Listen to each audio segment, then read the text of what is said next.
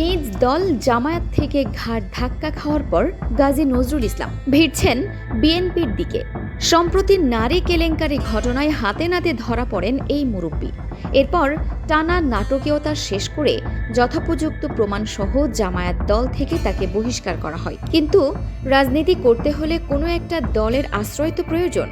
গুঞ্জন উঠেছে জামায়াত দল ছেড়ে এবার তারেক রহমানের হাতে পায়ে ধরে বিএনপিতে জায়গা করে নিচ্ছেন এই বিতর্কিত নেতা গাজী নজরুল। কিন্তু প্রশ্ন হলো, রাজনীতির ক্ষমতা কাজে লাগিয়ে যিনি নারীদের ভোগের পণ্য বানায়, এমন নারী লোভী মানুষের রাজনীতিতে কি আসলেই জায়গা হওয়া উচিত? কি মনে হয় দর্শক আপনার? কমেন্টে লিখে ফেলুন। জামায়াত থেকে লাথি মেরে বের করে দেওয়ার পর গাজী নজরুল ইসলামের রাজনৈতিক ক্যারিয়ার যখন একদম বঙ্গোপসাগরের তলদেশে তলিয়ে যাওয়ার উপক্রম, তখনই তিনি কষে ফেললেন এক নতুন চাল। রাজনীতিতে যে চরম লজ্জা বলতে কিছু নেই, তার প্রমাণ দিয়ে তিনি দৌড়ে গেলেন বিএনপির দরবারে। তারেক রহমানের হাত পা ধরে কেঁদে কেটে ভাসিয়ে দিয়ে তিনি এখন চাচ্ছেন বিএনপির টিকিটে নিজের হারানো গদি ফিরিয়ে আনতে। ভাবা যায়, যে মানুষটার বিরুদ্ধে নারী কেলেঙ্কারি আর ভুয়া কাবিননামা বানিয়ে জালিয়াতি করার সুস্পষ্ট প্রমাণ পুরো দেশের সামনে ঝুলছে, সে আবারও নতুন করে রাজনীতিতে নিজের গদি শক্ত করতে চাইছে। তবে শুধু রাজনৈতিক চাল চাললেই তো হবে না, এখানে তো আইনের এক বিরাট মারপ্যাচে আটকা পড়ে আছেন এই বিতর্কিত নেতা। আসলে রাজনীতিতে নাকি নীতি বলে কিছু নেই। রাজনীতিতে নীতিবাক্য শোনানো নেতারা ৯৫% নীতিহীন কাজের সাথেই বেশি জড়িত। কিন্তু এবারের জামায়াত নেতার কর্মকাণ্ড চরম পর্যায়ে পৌঁছেছে।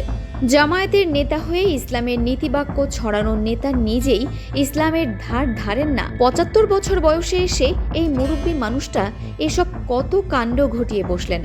গাজী নজরুলের আপত্তিকর ভিডিও সামাজিক যোগাযোগ মাধ্যমে ছড়িয়ে পড়ার পর শুরুতেই ঘটনা ধামাচাপা দিতে উনার জেলা মুন্ডারা কত যে ভেলকিবাজির নাটক সাজালো, কত যে গল্প ফাঁদলো, তার কোনো ইয়াত্তা নেই।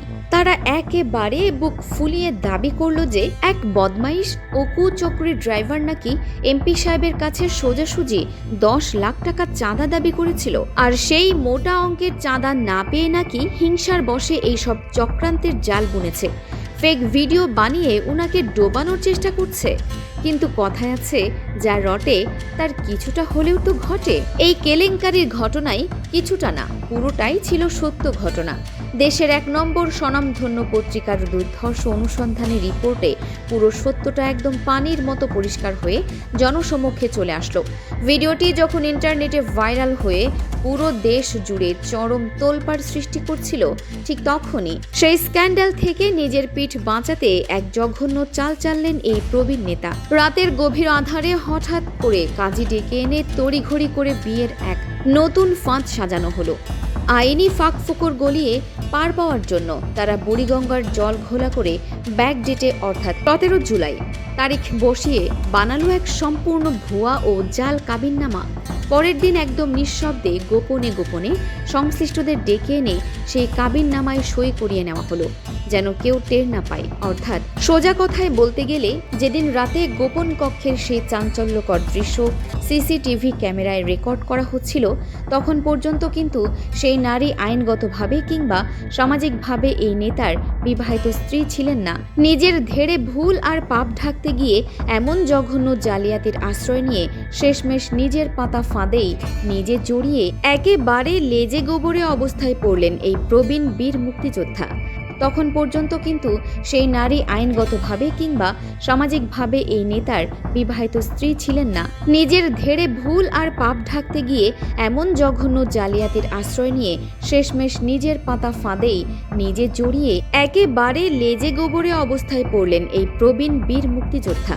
আগে থেকে কোনো কাবিন ছাড়া নাকি বিয়ে হয়ে গিয়েছিল বলে যে বানোয়াট সাফাই গাওয়া হচ্ছিল, এই অনুসন্ধানী তদন্তের পর সেটা ধোপে টিকলই না। হুজুগে কিছু লোক অবশ্য অন্য কোনো বিরোধী দলের নেতাদের চরিত্রহীনতার সাথে এই স্ক্যান্ডালের তুলনা টেনে এমপি নজরুলকে বাঁচানোর আপ্রাণ চেষ্টা চালাচ্ছিল। বলছিল, অমুক দলের অমুক নেতাও তো এমন করেছিল, তখন কি হয়েছে? কিন্তু ভাই রে ভাই, সাধারণ মানুষ আর দলের আদর্শিক তৃণমূল কর্মীরা কি এতটাই বোকা? তারা সঙ্গে সঙ্গে মুখ থুপড়ে জবাব দিয়ে বুঝিয়ে দিল যে কার নীতি কোথায় গিয়ে ঠেকেছে। তা দিয়ে আমাদের আদর্শ মাপা যাবে না। আল্লামা দেলোয়ার হোসেন সাইদি, মীর কাশেম আলী কিংবা আব্দুল কাদের মোল্লার মতো নেতাদের অসামান্য আত্মত্যাগ আর রক্তের ইতিহাস যেখানে জড়িত, সেখানে এমন জঘন্য নোংরামি কোনোভাবেই বরদাস্ত করা যায় না। দলের গায়ে এমন কালি মেখে দেওয়ার পর অনেকে তো সরাসরি দাবি তুলে বসেছিলেন যে এই লোকটার অবিলম্বে জনসম্মুখে এসে ভুল স্বীকার করে পায়ে ধরে ক্ষমা চাওয়া উচিত। পরিস্থিতি এতটাই তেতো হয়ে উঠেছে যে ক্ষুব্ধ জনতা তাকে সামনে পেলে হয়তো সরাসরি জামা কাপড় টেনে ছিঁড়ে ফেলবে। ভেতরে ভেতরে কান্নাকাটি করেও ডক্টর শফিকুর রহমানের পায়ে ধরে আর রক্ষা পাননি এই এমপি। দল থেকে শুধু তাড়িয়ে দিলেই কিন্তু একজন এমপির পদ শূন্য হয়ে যায় না। অতীত ইতিহাস ঘাটলে দেখা যায় নবম সংসদে জাতীয় পার্টি থেকে বহিষ্কার হওয়ার পরও গোলাম রেজা নিজের পুরো মেয়াদ শেষ করেছিলেন। আবার অষ্টম সংসদে বিএনপি থেকে ঘাড় ধাক্কা খেয়েও বিতর্কিত নেতা আবু হেনা কিন্তু বহাল তবিয়তে স্বতন্ত্র এমপি হিসেবে টিকেছিলেন। ফলে জামায়াত থেকে শুধু বহিষ্কার করলেই কিন্তু নজরুল ইসলামের সংসদ সদস্য পদ হুট করে ভেস্তে যাচ্ছে না। এখন স্পিকারের মারফত যদি সেই জটিলতা নির্বাচন কমিশনে যায়, তবে হয়তো চূড়ান্ত একটা সিদ্ধান্ত আসবে। আর এই সংবিধানের মারপ্যাচ এড়াতে হলে ওনাকে বাধ্য করতে হবে নিজ হাতে পদত্যাগপত্র জমা দিতে। যদি রাজনৈতিক চাপ আর সামাজিক অপমানের ঠেলাই তিনি শেষমেশ পদত্যাগপত্র জমা দিতে বাধ্য হন, তবেই কেবল সাতক্ষীরা 4 আসনটি শূন্য ঘোষণা করা সম্ভব হবে। আর এই সাতক্ষীরা 4 আসন শূন্য হওয়ার গুঞ্জন শুরু হতে না হতেই কিন্তু ওই এলাকায় রাজনীতির অলিতে গলিতে বইতে শুরু করেছে উত্তেজনার এক তুফান। আকাশে বাতাসে এখন নতুন প্রশ্ন, নজরুলের এই চুরমার হয়ে যাওয়া গদিতে বসতে যাচ্ছেন কে?